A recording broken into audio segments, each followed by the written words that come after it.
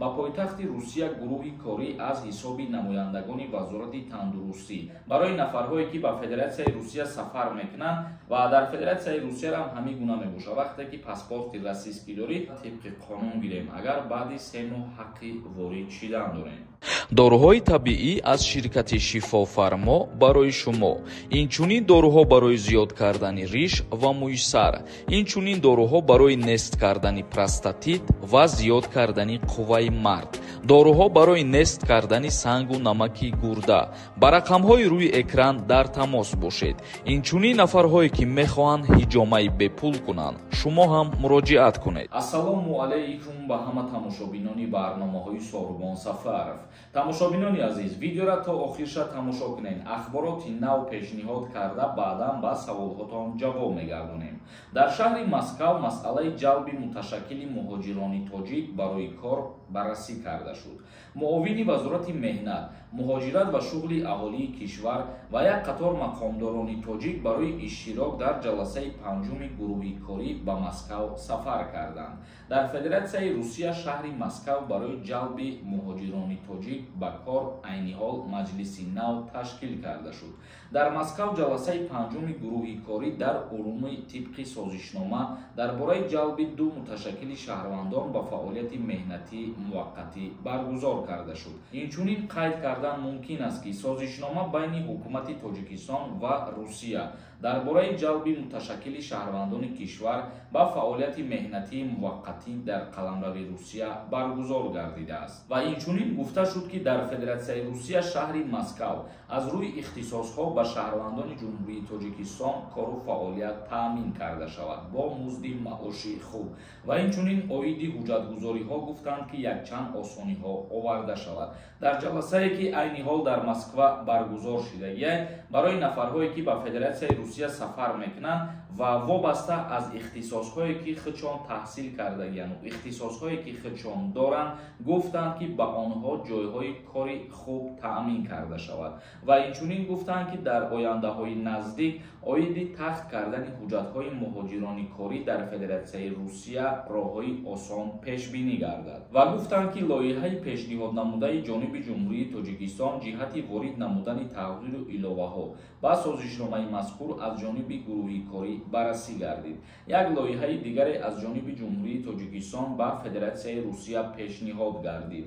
оиди осон кардани будубоши шаҳрвандони ҷумҳурии Тоҷикистон дар қаламрави Федератсияи Русия. гуфта шуд ки дар асоси тағйиротҳои нав ба қонунгузорӣ аз 8 январи соли 2024 тартиби назорати супоридани огоҳиномаҳо ҷиҳати ба фаъолият шурӯъ намудани муҳоҷирони меҳнатӣ дучанд шуда аз ҷониби коргар дар давоми 60 рӯз ва корфармо дар муҳлати 3 рӯзи тақвимӣ бояд ҳуҷҷатҳо дар алоҳидагӣ ба мақомотҳои дахлдор супорида карда шавад. дар Федератсияи Русия шурӯъ карда аз моҳи январи соли оянда якчанд тағйироту иловаҳо ба қонунгузорӣ дар кодекси меҳнаташ оиди кору фаъолият кардани шаҳрвандони хориҷӣ ворид мегардад. худтон хуб медонед ки ҳамасола баъд аз соли нав чандин тағйиротҳо, чандин қонунҳои нав дар Федератсияи Русия барои шаҳрвандони хориҷӣ пешбинӣ мешавад ва айни ҳол шурӯъ кардан пешниҳод кардана то баъди соли 90 тасдиқ мешавад. ҳар як пешниҳоде мешавад, ҳар як қонуне ки ба имзо мерасад баъди 5-6 моҳ қувваи қонунии худша пайдо мекунад. ба ҳамин хотир аз ҳозир чандин тағйиротҳоро барои муҳоҷирон пешниҳод карданд. тамошобинони азиз, акнун комментарияҳоро хонда ба саволҳои шумо ҷавоб мегардонам. як чиза ба ҳамаи шумо тавсия метиҳам.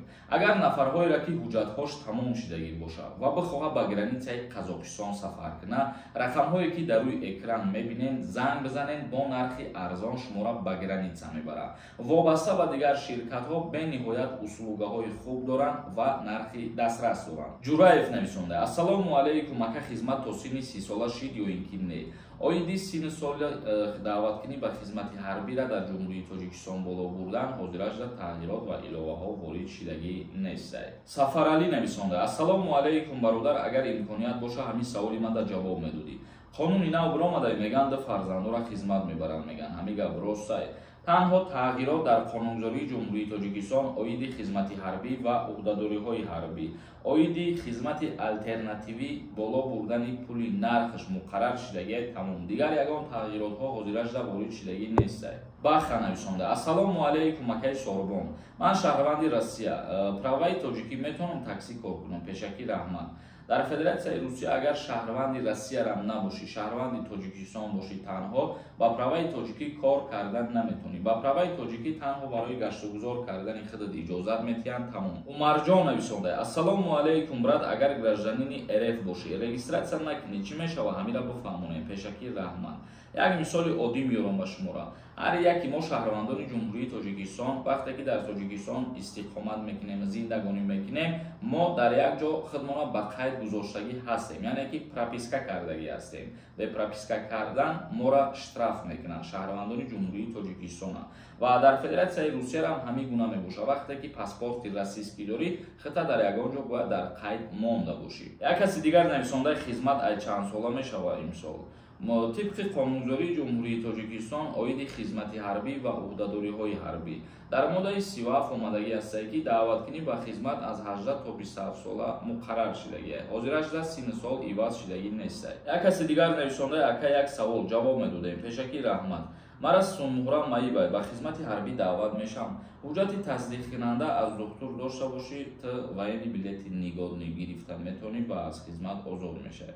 Як каси дигар нависонда: ассалому алайкум, акама ай Тоҷикистон Россия омадам, гости гуфта метавонам граница гузарам, работа кун, документ кунам. вақте ки мигратсиони картаи гости мегирем, аз Россия берун мебироем, бо обратно даромаданда тибқи қонун гирем, агар баъди 3 моҳ ҳаққи ворид шидан дорем. Як каси дигар нависондаи: ассалому алайкум, ака меган дар аэропорт аблава ғам мета, роста илтимос ҷавоб диҳед. айни ҳол ягон намуд даъваткунӣ ба хизмати ҳарбӣ нест ва ягон касам ғам наметиҳам. Як каси дигар нависондае ки ман мехостум як чиза бифаҳмам. ман як моҳ 20 рӯз шид Москвадаем, регистратсия дорам, патент накардам. мегум граница брем бад кунам, бачаҳо меган депорт мекунанд. як ҳамин масъалада мефаҳмондем. дар ҳолате ки мигратсиони картаи работадорӣ вориди Федератсияи Русия мешай, дар муддати 30 шабона рӯз бояд ки патентите торӣ бошад. баъди 30 шабона рӯз мисол мегирем, агар тра вақте ки дар ягон ҷо дастгирӣ мекунанд, бе патент метавонанд ки депорт кунанд. ин гап ростае бародари азиз.